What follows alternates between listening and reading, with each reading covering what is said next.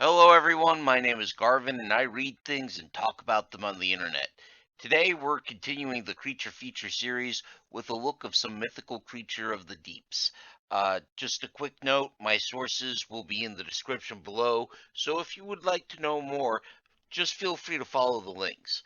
Also, I did try to look up the pronunciations of these different creatures, and I got a lot of conflicting ones, so I just want to preemptively apologize to anyone if I pronounced a word from your culture wrong. If I did, please leave a comment below pointing me to a correct source. Thank you in advance. I appreciate it. So, with that said, let's just jump in and get right to it. First up are the Apkallu, also called the Seven Sages. They were mythical demigods in the Sumerian traditions.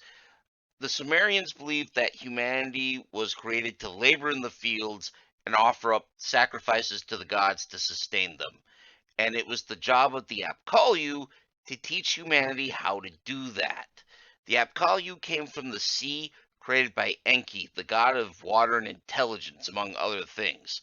The first one was named Onanes and is described as having the body of a fish, but the head, arms, and legs of a man. Or at least that's one version. The other version has him with the head of a fish and the head of a man, which kind of a freaky image. They're credited with teaching humanity how to read, write, perform religious services, plant seeds, harvest crops, and care for fruit trees. You got to kind of wonder how a group of fish people learned how to farm on dry land, but I suppose if you work directly for the gods, you learn things. Next, we're going to head north to the lands of the Sami, who are the descendants of a group of nomadic peoples native to North Scandinavia. Today, they live mostly in Lapland and adjacent areas of Norway, Sweden, Finland, and Russia. In their mythology, they have the Skimadas, who are the elders of the various fish tribes, as well as mystical guardians of the various waters of their land. The Skimanas are usually portrayed as large, antlered fish, and one is the heraldic symbol of the Finnish city of Inari. For our next creature, we're going to head somewhere a little bit warmer and more welcoming, like Hawaii.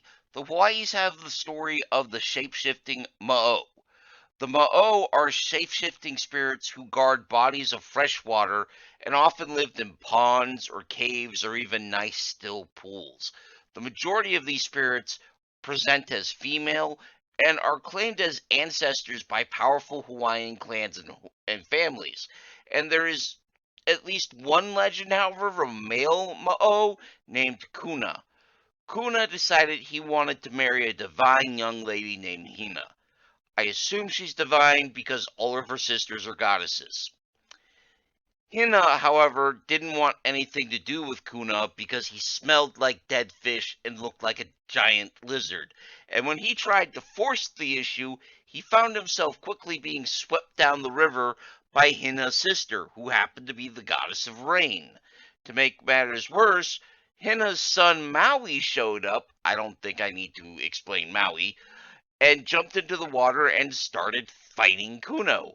Kuno tried to escape, but another sister of Hina, a fire goddess, got involved and cooked him alive by chucking hot rocks into the waters where Kuno made his home. So, just remember, folks, no means no. Now let's head over to North Carolina for the Great Leech of Zanoshi, which is a Cherokee legend about a leech as big as a house. This leech hunts by striking down its prey with a great spout of water, which knocks the prey into the pool where the great leech makes it home, and it proceeds to drain whatever it caught dry. Now, the great leech of Zanoshe pre-existed the Cherokee according to myth, and only really one attempt has been made to kill it, which didn't go well. According to the myth, the great leech remains in its den to this very day, preying on the unwary and foolish. Now, this is from the book Myths of the Cherokee by James Mooney, which is in the public domain, so I'll have a link straight to the book in the description. And our last beast we're going to cover comes from Africa, around Lake Victoria. It's called the Deinonych. It's said to be about 14 or 15 feet long, with a lion-sized, leopard-shaped head and two saber-like fangs, with a scaled, broad body that is spotted like a leopard, and a long tail with a broad fin that would aid in swimming.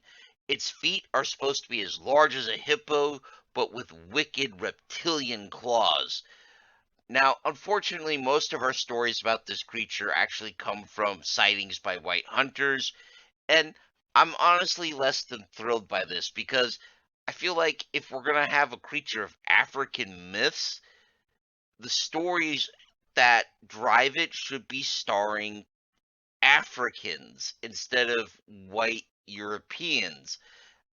It it's kind of bad enough that Africa was physically colonized. I don't feel like we should be colonizing their stories and beliefs because without having the natives be central to their own stories, we're reducing people to bit players in their own belief system, and I'm not a huge fan of that.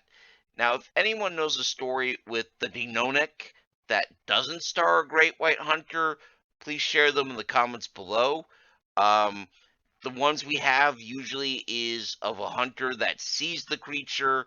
There's one where a guy takes a shot at it, hits it behind the ear, and only, annoys it. So, still a large and powerful beast regardless. That said, I would love to hear a myth of the Deinonych that doesn't have a white hunter has the star. So if you got one, please leave it in the comments below. Thank you. Well, folks, I hope you found this video interesting and informative. Did I cover any creatures that were new to you? If so, let me know. If you have additional sources on these creatures, I encourage you to share them in the comments below. In fact, I would love any comments, likes, or even subscriptions, as that does help me in my eternal struggle with the dread Lord algorithm. Terror be on his name. If you'd like to support the channel, you can also consider joining the ranks of my Everwise patrons, whose votes decide future content, and you get a vote for as little as $1 a month. Speaking of patrons, special thanks to Big Steve, my biggest supporter both in height and monetarily. I hope you enjoyed this one, man. Next week, we're going to return to dry land with another creature feature, but until then, take care of yourselves, take care of each other, and as always, keep reading.